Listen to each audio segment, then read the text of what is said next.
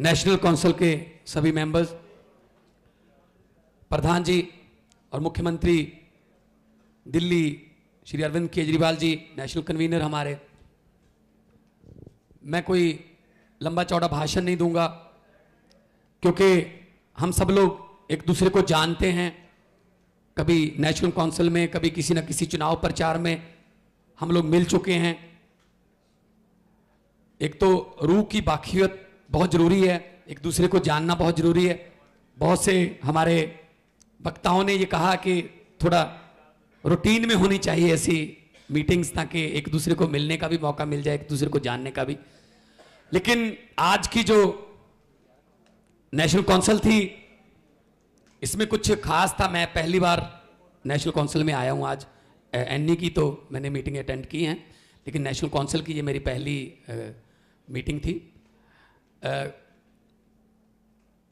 जो हुआ उसके बारे में मैं कुछ नहीं बोलूंगा, लेकिन आगे जो हमारा अगला पड़ाव है, आगे हमने क्या करना है, क्योंकि past is past, even God can't change past.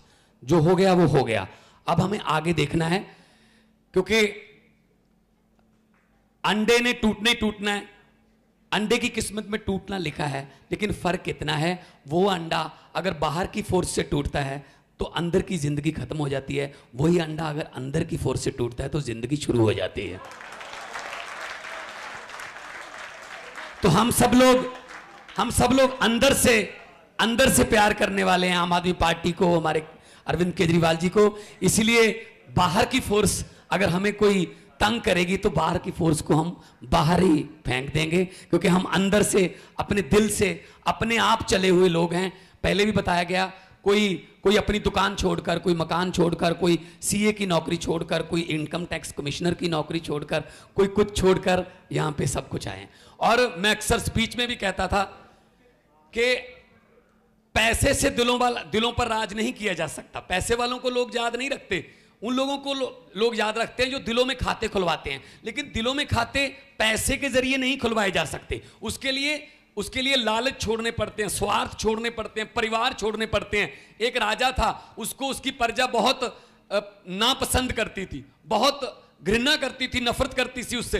तो उसने अपने सलाहकारों को बुलाया, मुझे नफरत करती है मेरी जनता, मेरी प्रजा, क्या किया जाए, मैं लोगों के दिल में बसना चाहता हूं, क्या कर सकता हूं। सलाहकारों ने सलाह दी, बादशाह सीधी सी बात है, खजाने का मुंह जनता की तरफ खोल दो, जनता खुश हो जाएगी, आपकी बल्ले बल्ले हो जाएगी, जनता आपको दिलों में बसा लेगी। अनाउंसमेंट कर दी गई कि राजा कल अपने हाथों से महलों में खजाने को लुटाएगा। लोगों की लाइनें लग गई, लोग आ गए, तो राजा हाथों से खजाना भी लुटवाने लगा। तो एक संत, एक फकीर, एक रब दा बंदा, वो भी लाइन दे विच लग गया, वो भी लाइन में खड़ा था। जब उसकी बारी आई, उसने अपने लिए कुछ नहीं लिया।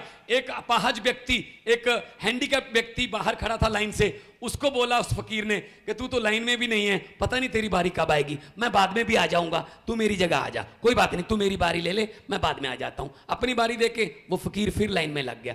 फिर जब उसकी बारी आई, फिर अपने लिए कुछ नहीं लिया, फिर किसी और को बोला तू लाइन से बाहर खड़ा है, आ जा, कोई बात नहीं, मैं बाद में भी आ जाऊंगा, मेरे पास टाइम है, तू आ जा। अपनी बारी फिर देके फिर लाइन में लग गया। जब 10-15 बार ऐसा किया तो पूरे शहर में राजा का कोई नाम ही नहीं ले रहा था। चर्चा उस फकीर की हो रही थी, कमाल का बंदा आ गया यार, कमाल का आदमी आ गया, ये अपनी बारी दे रहा है, अपने लिए कुछ नहीं ले रहा। जब राजा को ये पता चला कि एक ऐसा आदमी आ गया कि फकीर की चर्चा हो रही है, मेरा तो नाम ही नहीं ले रहा है कोई, खजाना मैं लुटा रहा हूं, सारा क्रेडिट फकीर को जा रहा है, तो राजा को गुस्सा आ गया। तो जब फकीर की फिर बारी आई, शाम को 4-5 बजे, जब फिर फकीर ने उसी तरह से अपनी बारी किसी और को देनी चाहिए, तो राजा ने फकीर की बांह पकड़ ली कि तू फकीर गलत कर रहा है, मैं सुबह से देख रहा हूं, 50-60 बार ऐसा हो गया, तू आता है लाइन में लगता है, अपनी बारी तेरी आती है, अपने लिए कुछ नहीं लेता, किसी और को अपनी बारी देकर फिर लाइन में लग जाता है, ये गलत है। फकीर ने कहा, बादशाह इसमें कुछ भी गलत नहीं है, जो तेरे पास है तू लुटा रहा है, जो मेरे पास है मैं लुटा रहा हूं।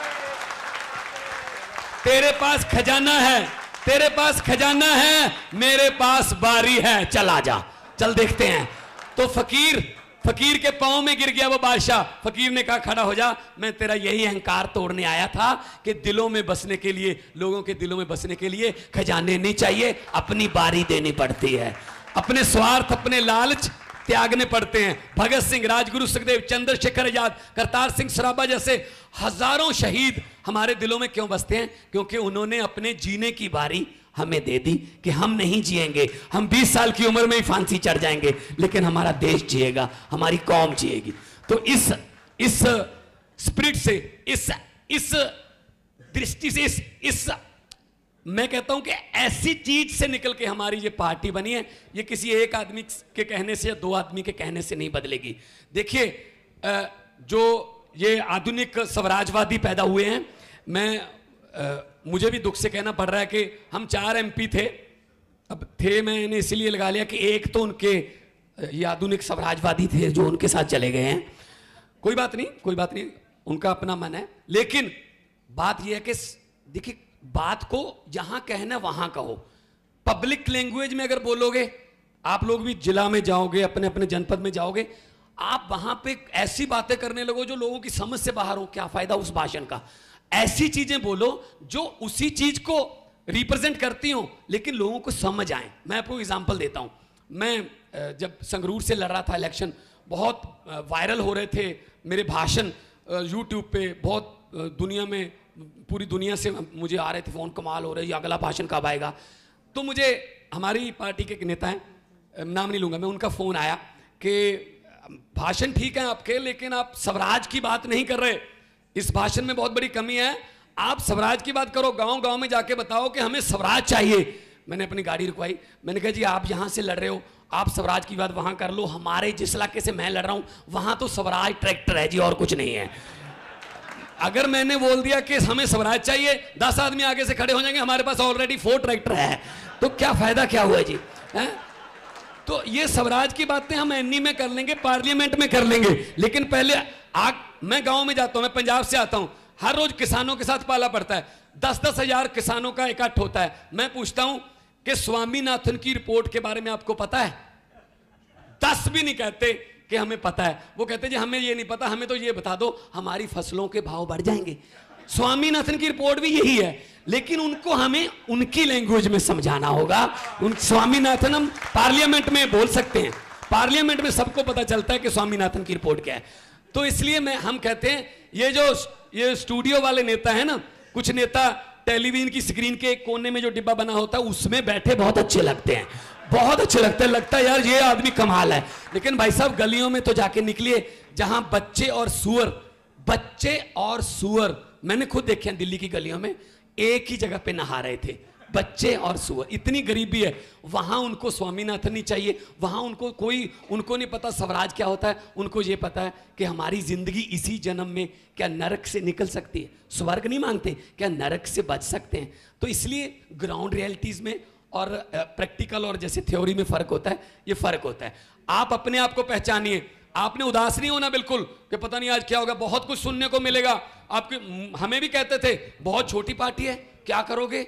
अब मैंने कहा जी कब, कौन कहता है छोटी पार्टी है? गंगोत्री से गंगा निकलती है, गंगोत्री से गंगा निकलती है, इतनी चौड़ी है, सिर्फ एक छोटी सी छलांग लगा के आप गंगा को पार कर सकते हैं गंगोत्री में। लेकिन वही गंगा जब झरनों के जरिए, झरनों से होती हुई मैदानों में आती है, तो उसको पार करने के लिए जहाज चाहिए। छोटे छोटे ये गंगोत्री चली थी दिल्ली से 28 सीटों से, उसके बाद पंजाब का झरना इसके साथ मिल गया, उसके बाद 67 हो गई, उसके बाद यूपी बिहार पता नहीं कौन कौन से झरने मिलेंगे। मैदान में आने दो, इसको पार करने के लिए भी बड़े बड़े जहाज चाहिए होंगे। आम आदमी पार्टी की जो गंगा फूटी है।